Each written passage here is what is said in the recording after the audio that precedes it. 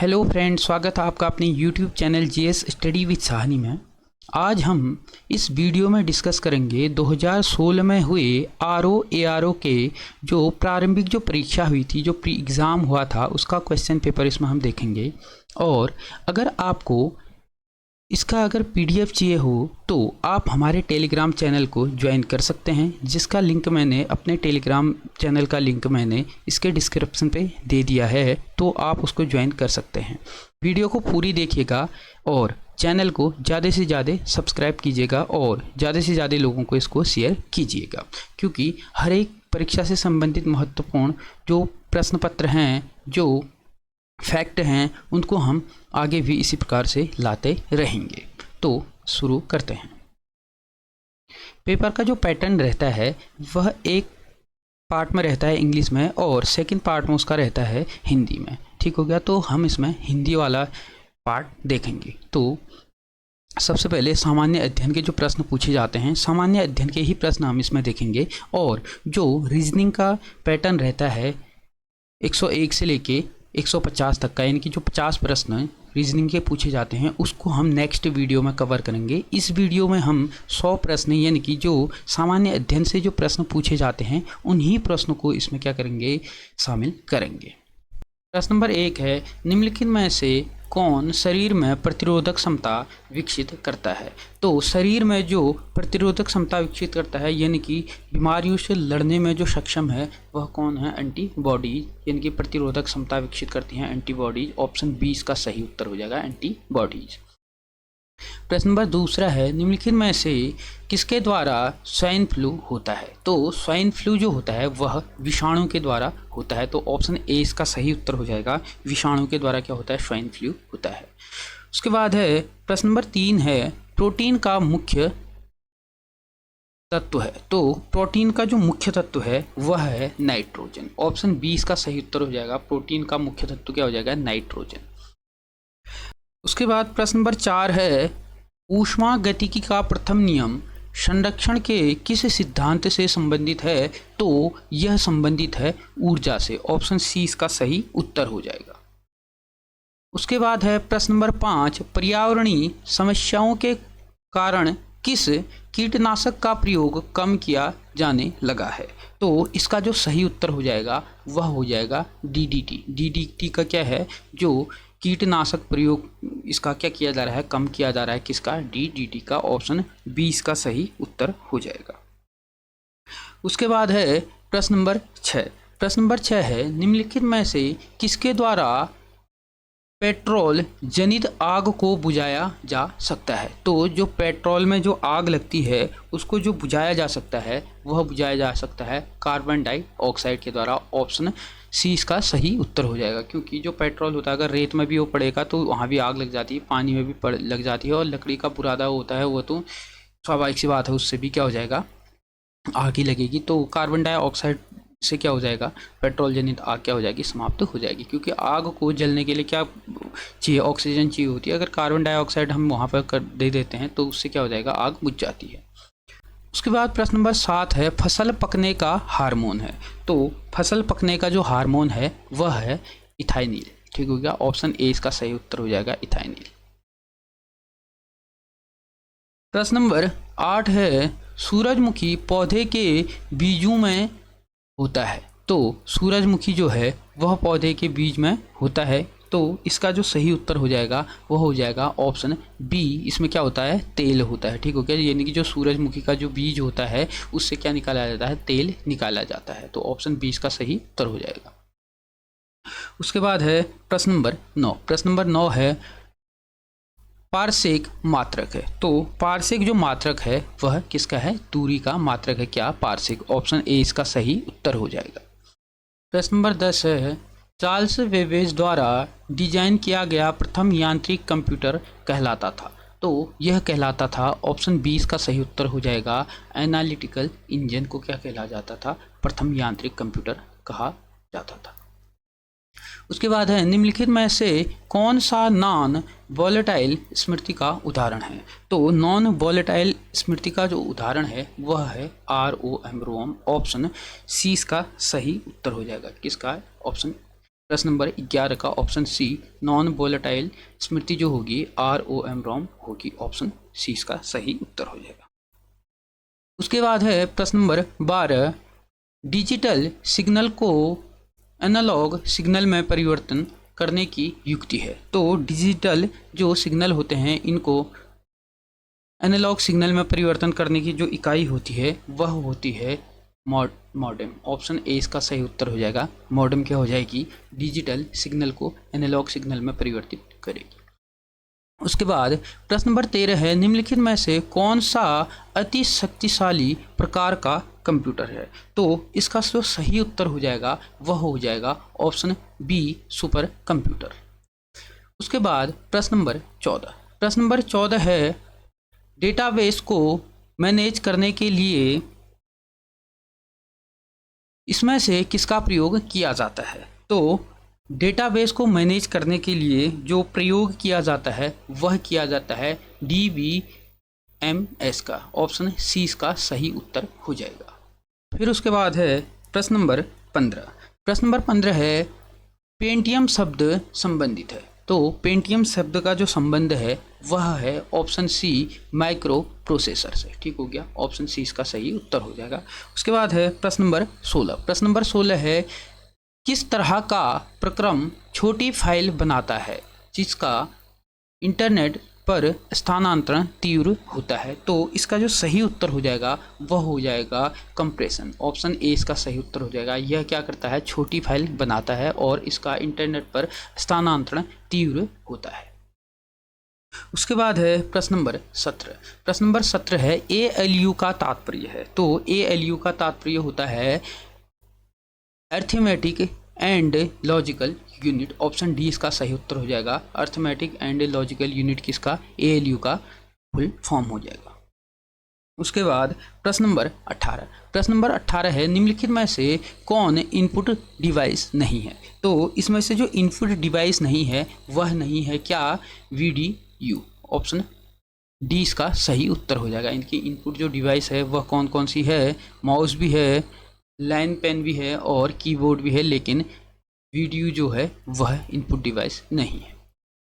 उसके बाद है प्रश्न नंबर 19, प्रश्न नंबर 19 है, कंप्यूटर की किस पीढ़ी में ट्रांजिस्टरों का प्रयोग हुआ था। तो कंप्यूटर की दूसरी पीढ़ी में क्या हुआ था, ट्रांजिस्टरों का प्रयोग हुआ था, ऑप्शन बी इसका सही उत्तर हो जाएगा, दूसरी पीढ़ी में। उसके बाद प्रश्न नंबर 20, प्रश्न नंबर 20 है, निम्नलिखित नदियों में से कौन सी नदी भूमध्य रेखा को 2 बार पार करती है, यानी कि 2 बार काटती है भूमध्य रेखा को, वह क्या कहते हैं, नदी कौन सी है। तो वह नदी है जेरी नदी, ऑप्शन ए इसका सही उत्तर हो जाएगी। क्या जेरी नदी क्या है, यह भूमध्य रेखा को क्या करती है, 2 बार पार करती है। और जो ये जेरी नदी है इसी नदी को भी कहते हैं क्या, कांगो, ठीक हो गया, इसी नदी को कांगो नदी भी कहते हैं, यानी कि यह जेरी आएगा या कांगो आएगा, दोनों एक ही नदी है। उसके बाद है, निम्नलिखित युग्मों यानी कि देश राजधानी में कौन सम्मिलित नहीं है। तो निम्नलिखित जो ये युग्म है इसमें से कौन सा देश सम्मिलित नहीं है कह रहा है। तो ब्राज़ील, ब्राज़ीलिया, ट्यूनीशिया, ट्यूनिस और अल्जीरिया, अल्जीरियस, और ऑप्शन डी है मोरक्को, मकार की, ऑप्शन डी ही इसका सही उत्तर हो जाएगा। यानी कि जो देश है इसकी जो राजधानी है यह रबाट, ठीक हो गया, कहाँ है, रबाट मोरक्को की राजधानी है। तो इनमें से सभी सही हैं लेकिन ऑप्शन डी इसका गलत हो जाएगा। उसके बाद है प्रश्न नंबर 22, म्यांमार की सीमा के सहारे भारत के राज्यों का उत्तर से दक्षिण का सही क्रम क्या है। तो जो म्यांमार की सीमा के साथ जो भारत के राज्य लगते हैं उसका जो उत्तर से दक्षिण की ओर जो क्रम है वह क्या है। तो इसका जो सही उत्तर हो जाएगा वह हो जाएगा, देखते हैं, अरुणाचल प्रदेश, उसके बाद नागालैंड, मणिपुर और मिजोरम, ठीक हो गया। तो यही इसका सही उत्तर हो जाएगा, ऑप्शन ए। सबसे उत्तर में क्या होता है, अरुणाचल प्रदेश आता है, उसके बाद नागालैंड आता है, उसके बाद मणिपुर आता है और सबसे नीचे जो आता है वह मिजोरम आता है। तो ऑप्शन ए ही इसका सही उत्तर हो जाएगा। उसके बाद है प्रश्न नंबर 23, प्रश्न नंबर 23 है, निम्नलिखित देशों में से किसे हजार झीलों का देश कहा जाता है? तो हजार झीलों का जो देश कहा जाता है वह कहा जाता है फिनलैंड को। ऑप्शन डी इसका सही उत्तर हो जाएगा। उसके बाद प्रश्न नंबर 24। प्रश्न नंबर 24 है, निम्नलिखित देशों में से कौन पशुचारण के लिए विश्व प्रसिद्ध है? तो पशुचारण के लिए विश्व प्रसिद्ध है अर्जेंटीना। ऑप्शन सी इसका सही उत्तर हो जाएगा। उसके बाद प्रश्न नंबर 25 है। प्रश्न नंबर 25 है, निम्नलिखित देशों में से किसके साथ भारत की सबसे लंबी अंतर्राष्ट्रीय सीमा लगती है? यानी कि सबसे लंबी जो अंतर्राष्ट्रीय सीमा बनाता है भारत, वह बनाता है बांग्लादेश के साथ। ऑप्शन सी इसका सही उत्तर हो जाएगा। उसके बाद प्रश्न नंबर 26, 2011 की जनगणना के अनुसार निम्नलिखित राज्यों में से किसकी साक्षरता दर सर्वाधिक थी? तो 2011 की जनगणना के अनुसार जो सर्वाधिक साक्षरता वाला राज्य जो है वह है मिजोरम। ऑप्शन ए इसका सही उत्तर हो जाएगा। मिजोरम क्या है? 2011 की जनगणना के अनुसार सर्वाधिक साक्षरता वाला राज्य है। उसके बाद है प्रश्न नंबर 27। प्रश्न नंबर 27 है, निम्नलिखित पर्वत शिखरों में से कौन उत्तराखंड में स्थित नहीं है? तो कामेट भी है, बंदरपूंछ भी है, दूनागिरी भी है और नंगा पर्वत नहीं है। ऑप्शन डी इसका सही उत्तर हो जाएगा। और जो नंगा पर्वत है वह पीओके यानी कि पाक अधिकृत जो कश्मीर है वहाँ पर, गिलगित जो बाल्टिस्तान वाला एरिया है वहाँ पर है नंगा पर्वत। ठीक हो गया, यह उत्तराखंड में नहीं है। उसके बाद प्रश्न नंबर 28। प्रश्न नंबर 28 है, संयुक्त राष्ट्र के 2015 के आकलन के अनुसार 2030 में विश्व की जनसंख्या कितनी हो जाएगी? तो संयुक्त राष्ट्र की जो रिपोर्ट 2015 में आई थी उसके अनुसार 2023 तक विश्व की जो जनसंख्या हो जाएगी वह हो जाएगी, ऑप्शन 20 का सही उत्तर हो जाएगा, 8.5 अरब। ठीक हो गया, इतनी क्या हो जाएगी? पूरे विश्व की जनसंख्या हो जाएगी। प्रश्न नंबर 29 है, भारत के निम्नलिखित तटों में से किस पर औसत समुद्र तल मापा जाता है? तो औसत जो समुद्र तल मापा जाता है वह मापा जाता है चेन्नई। ऑप्शन 20 का सही उत्तर हो जाएगा। उसके बाद है प्रश्न नंबर 30। प्रश्न नंबर 30 है, निम्नलिखित कथनों में से कौन गलत है? यानी कि कौन सा कथन गलत है? तो देखते हैं। गोदावरी दक्षिण भारत की सबसे बड़ी नदी है, सही है। दूसरा है, कोसी नदी को बिहार का शोक कहा जाता है, यह भी सही है। उसके बाद ब्रह्मपुत्र एक पूर्ववर्ती नदी है, यह भी सही है। उसके बाद है, गंगा नदी गंगोत्री से निकलती है। ठीक हो गया, यानी कि जो गंगा नदी है, अब इसको समझने वाली बात है, गंगा नदी का उद्गम जो होता है वह होता है कहाँ से है? वह होता है देवप्रयाग से, क्योंकि उससे पहले जो गंगोत्री से निकलती है वह निकलती है भागीरथी। ठीक हो गया, लेकिन देवप्रयाग के बाद भागीरथी को क्या कहा जाता है? गंगा कहा जाता है। तो ऑप्शन डी इसका सही उत्तर हो जाएगा। गंगा नदी के कहाँ से निकलती है? यानी कि भागीरथी निकलती है कहाँ से? गंगोत्री ग्लेशियर से। लेकिन जो गंगा बनती है वह कहाँ से बनती है? देवप्रयाग से बनती है। ऑप्शन डी इसका सही उत्तर हो जाएगा। उसके बाद प्रश्न नंबर 31। प्रश्न नंबर 31 है, निम्नलिखित युग्मों यानी कि राज्य निर्माण की तिथि में कौन सम्मिलित है? तो राज्य निर्माण की जो तिथि है इसमें जो सम्मिलित है, देखते हैं, हरियाणा 1 नवंबर 1966, यह सही है। ठीक हो गया, ऑप्शन ए ही इसका सही उत्तर हो जाएगा। अन्य को हम देखते हैं। मिजोरम बना था 20 फरवरी 1987। ठीक हो गया, यानी कि 1987, 20 फरवरी 1987 को कौन बना है? मिजोरम बना। ठीक हो गया। उसके बाद तेलंगाना जो बना था वह बना था 2 जून। ठीक हो गया, 2 जून 2014 में तेलंगाना बना। और जो छत्तीसगढ़ बना था वह बना था 1 नवंबर सन 2000। ठीक हो गया, यहाँ पर होगा 1 नवंबर सन 2000 में कौन बना था? छत्तीसगढ़ बना था। और हमारा उत्तराखंड भी 9 नवंबर सन 2000 में बना था। ठीक हो गया, और छत्तीसगढ़ भी 1 नवंबर 2000 में बना था। उसके बाद है प्रश्न नंबर 32। निम्नलिखित राज्यों में कौन भारत में दालों का सर्वाधिक उत्पादक है? तो दालों का जो सर्वाधिक उत्पादक जो राज्य है वह है मध्य प्रदेश। ऑप्शन ए इसका सही उत्तर हो जाएगा। उसके बाद है प्रश्न नंबर 33। प्रश्न नंबर 33 है, निम्नलिखित देशों में से किसके पास विश्व का सर्वाधिक बॉक्साइट का संचित भंडार है? तो विश्व का सर्वाधिक बॉक्साइट का जो संचित भंडार है वह है ऑप्शन डी, इसका सही उत्तर हो जाएगा ऑस्ट्रेलिया के पास। ठीक हो गया, ऑस्ट्रेलिया के पास बॉक्साइट का क्या है, सर्वाधिक संचित भंडार है। उसके बाद है प्रश्न नंबर 34। प्रश्न नंबर 34 है, निम्नलिखित राज्यों में किसका वन क्षेत्र भारत में सर्वाधिक है? तो सबसे अधिक जो वन क्षेत्र वाला राज्य है वह है मध्य प्रदेश। ऑप्शन सी इसका सही उत्तर हो जाएगा। इनकी भारत में सबसे अधिक वनों का जो क्षेत्रफल है वह कहाँ है, मध्य प्रदेश में है। उसके बाद प्रश्न नंबर 35 है, निम्नलिखित में से किस वर्ष भारत में राष्ट्रीय जनसंख्या नीति एनपीपी की घोषणा की गई? तो एनपीपी की जो घोषणा की गई वह की गई ऑप्शन 20 का सही उत्तर हो जाएगा सन 2000 में। उसके बाद प्रश्न नंबर 36। प्रश्न नंबर 36 है, विश्व जनसंख्या दिवस मनाया जाता है? तो विश्व जनसंख्या दिवस मनाया जाता है 11 जुलाई को। ऑप्शन सी इसका सही उत्तर हो जाएगा।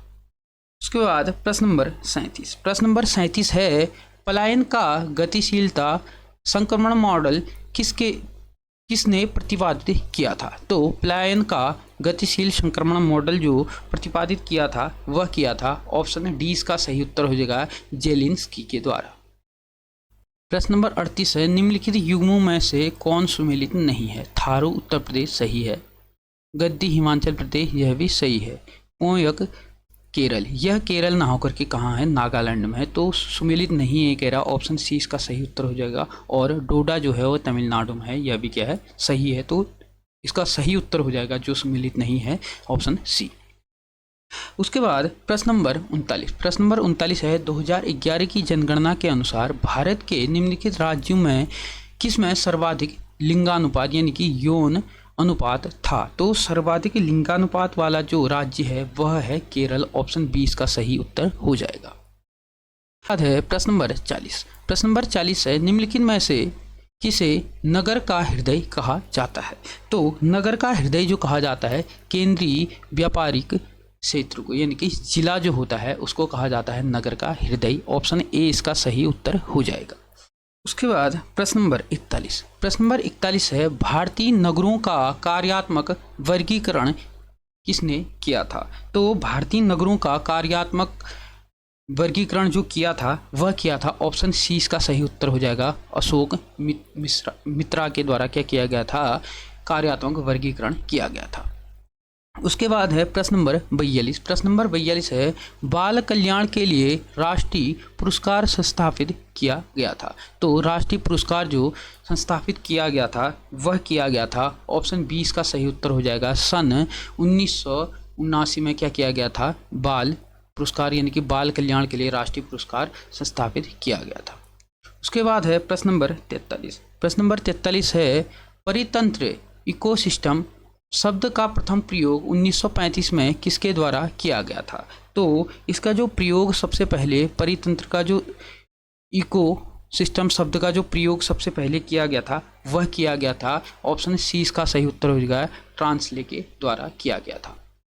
प्रश्न नंबर 44। प्रश्न नंबर 44 है, किस राज्य ने सर्वप्रथम पर्यावरणीय शिक्षा को एक विषय के रूप में विद्यालयी पाठ्यक्रम में सम्मिलित किया? तो यह किया था ऑप्शन 20 का सही उत्तर हो जाएगा महाराष्ट्र के द्वारा किया गया था। इनकी पर्यावरणीय शिक्षा को एक विषय के रूप में विद्यालयी पाठ्यक्रम में सम्मिलित किया गया था महाराष्ट्र के द्वारा। उसके बाद है प्रश्न नंबर 45। प्रश्न नंबर 45 है, ओजोन ह्रास का प्रमुख कारण क्या है? यानी कि ओजोन ह्रास का प्रमुख कारण है, तो इसका सही उत्तर हो जाएगा ऑप्शन डी क्लोरोफ्लोरोकार्बन यानी कि क्लोरोफ्लोरोकार्बन क्या है, ओजोन ह्रास का प्रमुख कारण है। प्रश्न नंबर 46। निम्नलिखित नहरों में से कौन राजस्थान में भूमि क्षरण के लिए उत्तरदायी है? तो राजस्थान में जो नहर है वह है इंदिरा गांधी नहर। ऑप्शन सी इसका सही उत्तर हो जाएगा। उसके बाद है प्रश्न नंबर 47। प्रश्न नंबर 47 है, जैव विविधता है, जैव विविधता क्या है? तो इसका जो सही उत्तर हो जाएगा देखते हैं, संपूर्ण प्रजातियों, संपूर्ण जीव व संपूर्ण परितंत्रों का योग क्या है, जैव विविधता है। तो सही उत्तर इसका पहला ही सही उत्तर हो जाएगा ऑप्शन ए।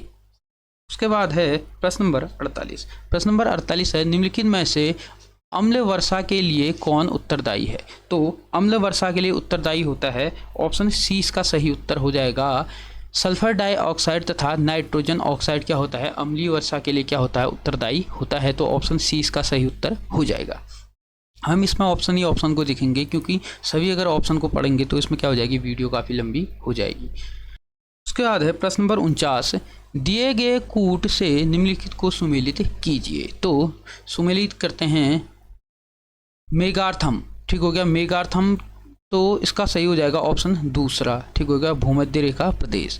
उसके बाद बी का हो जाएगा मेसोर्थम, ठीक हो गया, मेसोर्थम का हो जाएगा उष्णकटिबंधीय प्रदेश तीसरा। उसके बाद साइक्रोथ्रम का हो जाएगा चौथा शीतोष्ण कटिबंधीय प्रदेश। और हैकीथम का ऑप्शन ए बचा हुआ है, तो यही हो जाएगा कौन, टुंड्रा प्रदेश, ठीक हो गया। तो देखते हैं हम इसका कौन सही होगा।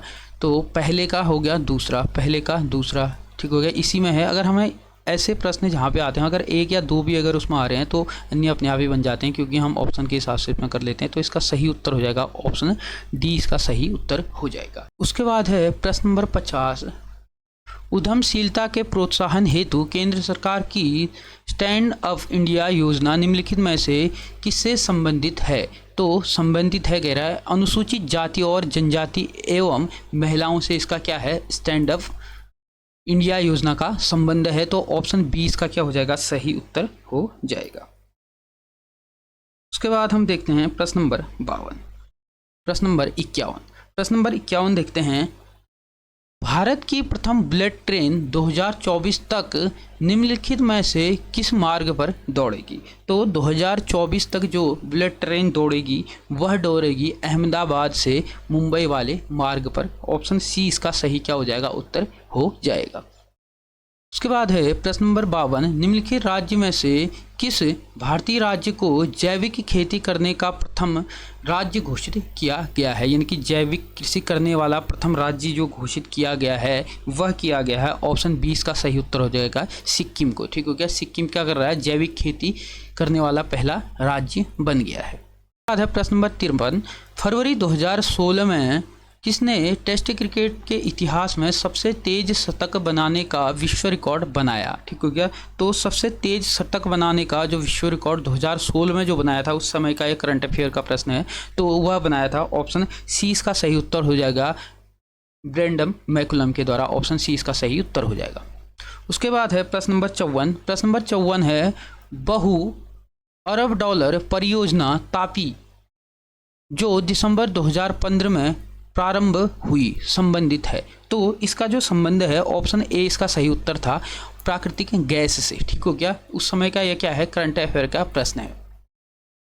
उसके बाद है वर्ष 2016-17 को सार्क देशों द्वारा मनाया जाएगा, ठीक हो गया। तो जो 2016 और 17 में सार्क देशों ने जो मनाया था वह मनाया था सांस्कृतिक विरासत वर्ष। ऑप्शन सी इसका सही उत्तर हो जाएगा, ठीक हो गया। ये क्या थे, उस समय के करंट अफेयर के प्रश्न पूछे गए थे।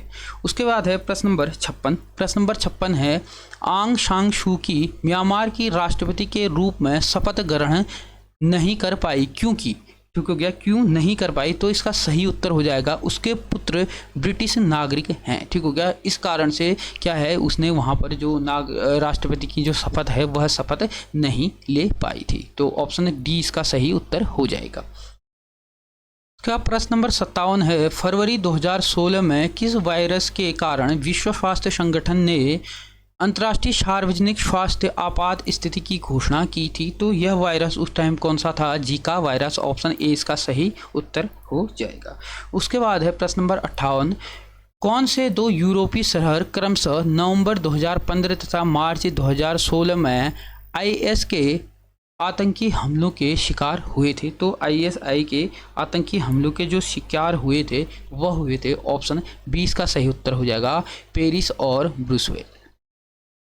उसके बाद प्रश्न नंबर 59। प्रश्न नंबर 59 है, निम्नलिखित में से कौन से शहर क्रमशः 2016 तथा 2020 के ओलंपिक खेलों के मेज़बान हैं, ठीक हो गया। तो ओलंपिक खेलों के जो मेज़बान 2016 और 2020 में थे वह कौन से थे। ऑप्शन ए इसका सही उत्तर होगा रियो डी जेनेरो और टोक्यो ओलंपिक 2020 में यहाँ पर क्या किया गया था, इसका सम्मेलन किया गया था।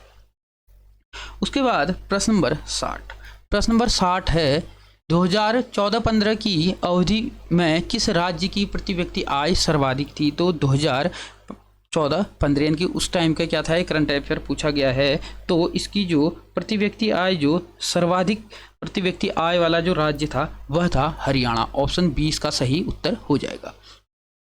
उसके बाद प्रश्न नंबर 61। प्रश्न नंबर 61 है भारतीय नीति आयोग का उपाध्यक्ष कौन है। ठीक हो गया। तो उस टाइम में जो भारतीय नीति आयोग का जो उपाध्यक्ष था वह ऑप्शन सी का सही उत्तर हो जाएगा, अरविंद पनगड़िया। ऑप्शन सी का सही उत्तर हो जाएगा। उसके बाद प्रश्न नंबर 62। प्रश्न नंबर 62 है मानवोदय काव्य की रचना की थी। तो मानवोदय काव्य की जो रचना की थी वह की थी भरत कवि के द्वारा। ऑप्शन ए इसका सही उत्तर हो जाएगा। उसके बाद है प्रश्न नंबर 63। प्रश्न नंबर 63 है यूएनडीपी की ह्यूमन डेवलपमेंट रिपोर्ट 2015 के अनुसार मानव विकास सूचकांक में भारत का स्थान था। तो उस समय 2015 में जो यूएनडीपी की जो रिपोर्ट थी, यानी कि मानव विकास सूचकांक में जो भारत का उस समय जो स्थान रहा था वह रहा था 130। ऑप्शन सी इसका सही उत्तर हो जाएगा। ठीक हो गया। और आपको कमेंट में बताना है कि वर्तमान में यानी कि 2022-23 में जो यूएनडीपी की जो रिपोर्ट है उसमें मानव विकास सूचकांक में जो भारत का स्थान रहा है वह कौन सा रहा है, यह आपको कमेंट में बताना है। उसके बाद है प्रश्न नंबर 64। प्रश्न नंबर 64 है बंद अर्थव्यवस्था वह अर्थव्यवस्था है जिसमें, ठीक हो गया, जिसमें क्या होता है। ऑप्शन डी इसका सही उत्तर होता है विदेशी व्यापार नहीं होता है। यानी कि बंद अर्थव्यवस्था वो होती है जिसमें विदेशी व्यापार यानी कि विदेश में व्यापार यानी कि आयात और निर्यात बंद हो जाता है, उसी को क्या कहते हैं, बंद अर्थव्यवस्था कहते हैं। उसके बाद है प्रश्न नंबर 65। प्रश्न नंबर 65 है राष्ट्रीय ग्रामीण विकास संस्थान NIRD स्थित है। तो जो NIRD स्थित है वह है हैदराबाद में। ऑप्शन 20 का सही उत्तर हो जाएगा। उसके बाद प्रश्न नंबर 66 है वैट लगता है। तो वैट किस में लगता है। तो उत्पादन एवं बिक्री के मध्य सभी चरणों पर क्या लगाया जाता है, वैट लगाया जाता है। किस पर, उत्पादन एवं बिक्री के मध्य सभी चरणों पर। ऑप्शन सी का सही उत्तर हो जाएगा। उसके बाद है प्रश्न नंबर 67 है सुपर 301 क्या है। तो सुपर 301 है अमेरिकी व्यापार कानून है। ऑप्शन डी इसका सही उत्तर हो जाएगा। सुपर 301 का संबंध है अमेरिकी व्यापार कानून से। प्रश्न नंबर 68। प्रश्न नंबर 68 है भारत में श्वेत क्रांति का जनक किसको कहा जाता है। तो भारत में जो श्वेत क्रांति हुई थी उसका जो जनक है वह किसे कहा जाता है। तो श्वेत क्रांति का जनक कहा जाता है वर्गीज कुरियन को। ऑप्शन डी इसका सही उत्तर हो जाएगा। उसके बाद है प्रश्न नंबर 69। भारत में पंचायतों द्वारा निम्न में से कौन सा कर संग्रहित किया जाता है। तो पंचायतों द्वारा संग्रहित किया जाता है स्थानीय मेलों पर लगने वाला कर क्या किया जाता है, संग्रहित किया जाता है। ऑप्शन डी इसका सही क्या हो जाएगा, उत्तर हो जाएगा। प्रश्न नंबर 70 है महात्मा गांधी ने निम्नलिखित आंदोलनों को प्रारंभ से सही क्रम में व्यवस्थित कीजिए। यानी कि जो महात्मा गांधी के द्वारा जो आंदोलन किए थे उनका जो सही क्रम है वह क्या होगा। तो इसका देखते हैं हम। चंपारण आंदोलन, ठीक हो गया, सबसे पहले चंपारण हुआ था, उसके बाद अहमदाबाद हुआ था, उसके बाद खेड़ा आंदोलन हुआ था, उसके बाद असहयोग आंदोलन हुआ था। तो ऑप्शन ए ही इसका क्या हो जाएगा, सही उत्तर हो जाएगा। इसका कालक्रम हम देखते हैं। जैसे जो चंपारण सत्याग्रह हुआ था यानी कि बिहार के चंपारण में जो हुआ था वह हुआ था 1917 में। यह हुआ था चंपारण सत्याग्रह 1917 में। और अहमदाबाद जो आंदोलन हुआ था यह हुआ था 15 मार्च 1918 में। ठीक हो गया, कौन सा, अहमदाबाद वाला। और जो खेड़ा वाला हुआ था यह हुआ था 22 मार्च 1918 में हुआ था खेड़ा सत्याग्रह। उसके बाद असहयोग आंदोलन हुआ था 1 अगस्त 1920 में हुआ था असहयोग आंदोलन। तो इसका जो सही क्रम हो जाएगा वह हो जाएगा ऑप्शन ए, इसका सही उत्तर हो जाएगा। ठीक हो गया।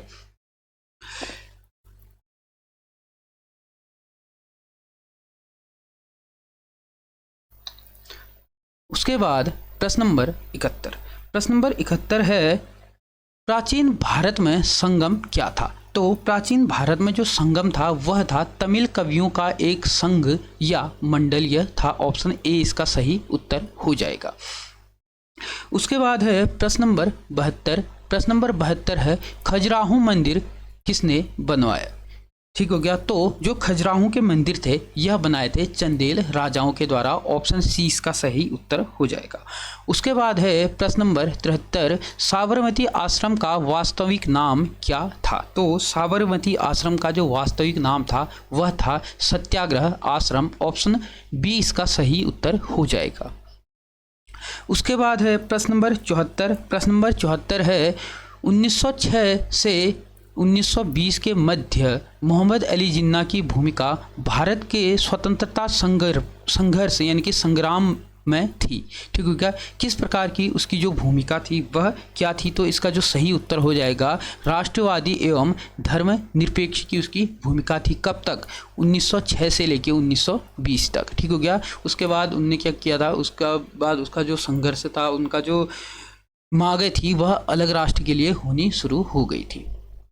प्रश्न नंबर 75 है दलित अधिकारों की सुरक्षा के लिए बी.आर. अम्बेडकर यानी कि डॉक्टर बी.आर. अम्बेडकर ने 3 पत्रिकाएं निकाली। निम्नलिखित में से कौन सी पत्रिका उनमें से एक नहीं है? ठीक हो गया। ये सारी की सारी किसकी पत्रिकाएं हैं? बी.आर. अम्बेडकर की हैं। लेकिन जो 3 हैं वह किसके लिए निकाली थी?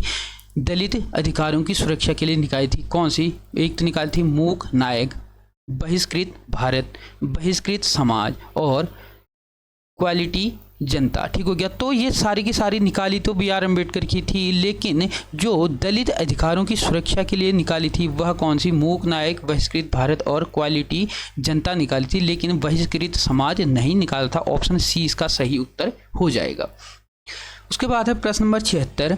ब्रिटिश सरकार ने किस तिथि को भारत को संपूर्ण स्वशासन देने की घोषणा की थी? तो संपूर्ण स्वशासन देने की जो घोषणा की थी वह की थी 30 जून 1948 में। ऑप्शन डी इसका सही उत्तर हो जाएगा।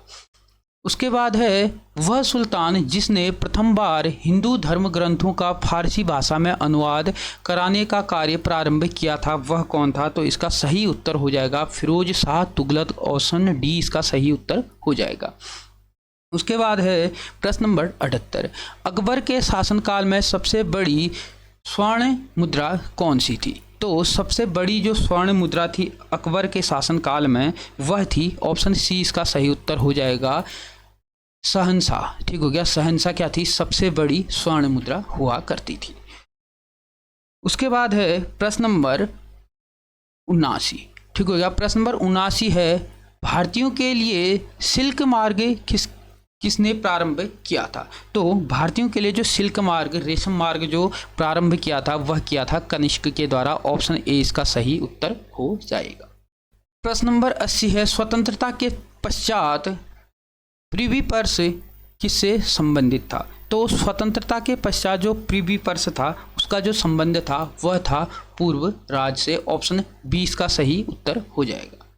उसके बाद है प्रश्न नंबर 81। प्रश्न नंबर 81 है भारत में राज्यसभा के लिए 12 सदस्यों का मनोनयन कौन करता है? तो राज्यसभा के लिए जो 12 सदस्यों का मनोनयन करता है वह करता है राष्ट्रपति। ऑप्शन सी इसका सही उत्तर हो जाएगा। उसके बाद है प्रश्न नंबर 82। प्रश्न नंबर 82 है भारत के संविधान में अवशिष्ट शक्तियां दी गई हैं। तो अवशिष्ट शक्तियां जो दी गई हैं वह दी गई हैं केंद्र को। ऑप्शन बी इसका सही उत्तर हो जाएगा। ठीक हो गया। प्रश्न नंबर 83। प्रश्न नंबर 83 है किस संविधान संशोधन के द्वारा शिक्षा का विषय राज्य सूची से समवर्ती सूची को स्थानांतरित किया गया? तो यह किया गया, ऑप्शन सी इसका सही उत्तर हो जाएगा, 42वां संविधान संशोधन 1976 के द्वारा। उसके बाद है प्रश्न नंबर 84। निम्नलिखित राज्यों में से कहाँ विधान परिषद नहीं है? तो विधान परिषद नहीं है कह रहा, तो ऑप्शन डी इसका सही उत्तर हो जाएगा उत्तराखंड। भारत में 6 राज्यों में ही विधान परिषद हैं। आंध्र प्रदेश में है, बिहार में है, कर्नाटक में है, महाराष्ट्र में है, तेलंगाना में है और उत्तर प्रदेश में है। ठीक हो गया। यही 6 ऐसे राज्य हैं जहाँ पर विधान परिषद हैं, लेकिन उत्तराखंड में विधान परिषद नहीं है। उसके बाद है प्रश्न नंबर 85। जनहित याचिका की अवधारणा का प्रादुर्भाव हुआ? तो जनहित याचिका का जो प्रादुर्भाव हुआ वह हुआ है संयुक्त राज्य अमेरिका से। ऑप्शन सी इसका सही उत्तर हो जाएगा। उसके बाद है प्रश्न नंबर 86। प्रश्न नंबर 86 है भारत का संविधान भारत को घोषित करता है। तो भारत का संविधान भारत को घोषित करता है तो राज्यों का एक समूह होगा, ठीक हो गया, यानी कि राज्यों का एक संघ होगा। ऑप्शन सी इसका सही उत्तर हो जाएगा। उसके बाद है प्रश्न नंबर 87। प्रश्न नंबर 87 है भारत के राष्ट्रपति के चुनाव संबंधी विवादों का निपटारा कौन करता है? तो भारत के राष्ट्रपति के चुनाव के संबंधी जो विवाद हो जाते हैं उसको सर्वोच्च न्यायालय के द्वारा क्या किया जाता है? निपटाया जाता है। ऑप्शन ए इसका सही उत्तर हो जाएगा। उसके बाद है प्रश्न नंबर 88। आर्थिक निर्गमन सिद्धांत का प्रतिपादन किसने किया था? तो आर्थिक निर्गमन सिद्धांत का जो प्रतिपादन है वह किया था दादा भाई नौरोजी के द्वारा। ऑप्शन सी इसका सही उत्तर हो जाएगा। उसके बाद है प्रश्न नंबर 89। पहला लोकपाल बिल भारत की संसद में प्रस्तुत किया गया। तो जो पहला लोकपाल बिल जो भारत की संसद में प्रस्तुत किया गया था वह किया गया था 1968 में। ऑप्शन डी इसका सही उत्तर हो जाएगा। उसके बाद है प्रश्न नंबर 90। प्रश्न नंबर 90 है M.K. गांधी यानी कि मोहनदास करमचंद गांधी द्वारा लिखी गई पहली पुस्तक कौन सी थी? तो गांधी जी के द्वारा जो पहली पुस्तक लिखी गई थी वह लिखी गई थी हिंद स्वराज। ऑप्शन बी इसका सही उत्तर हो जाएगा। उसके बाद है प्रश्न नंबर 91। बजट का मुख्य उद्देश्य होता है? बजट का मुख्य उद्देश्य होता है ऑप्शन ए में है जवाबदेही सुनिश्चित करना, सही है। प्रबंधन के साधन के रूप में कार्य करना, ये भी सही है। आर्थिक विश्लेषण हेतु सुविधा देना, ये भी सही है। तो इसका सही उत्तर हो जाएगा उपयुक्त सभी। उसके बाद है प्रश्न नंबर 92। संसदीय सरकार किस सिद्धांत पर कार्य करती है? वह है, ठीक हो गया, जिस सिद्धांत पर कार्य करती है वह है ऑप्शन सी इसका सही उत्तर हो जाएगा। विधायिका एवं कार्यपालिका में घनिष्ठ संबंध। ऑप्शन सी इसका सही उत्तर होगा। यानी कि जो संसदीय सरकार जो होती है वह विधायिका एवं कार्यपालिका के सिद्धांत पर क्या करती है? कार्य करती है। उसके बाद है प्रश्न नंबर 93। प्रश्न नंबर 93 है भारत की संसद में शून्यकाल शुरू होता है। तो शून्यकाल दोपहर 12 बजे से क्या होता है? शुरू होता है। ऑप्शन सी इसका सही उत्तर हो जाएगा। उसके बाद है भारतीय संविधान का कौन सा भाग नागरिकता से संबंधित है? तो नागरिकता से जो संबंधित है भाग 2 का संबंध क्या है? नागरिकता से है। तो ये थे 2016 ROARO में प्रारंभिक परीक्षा में पूछे गए प्रश्न, जो GS का पार्ट हमने इसमें कवर किया, ठीक हो गया। इसी प्रकार से मैं अन्य प्रीवियस ईयर की परीक्षाओं में पूछे गए जो प्रश्न पत्र हैं उनको लेते हुए आऊँगा। इसके लिए आप चैनल को ज़्यादा से ज़्यादा लोगों को शेयर कीजिएगा और प्रत्येक वीडियो का नोटिफिकेशन आपको आसानी से मिल जाए उसके लिए आप चैनल को सब्सक्राइब कीजिएगा। धन्यवाद।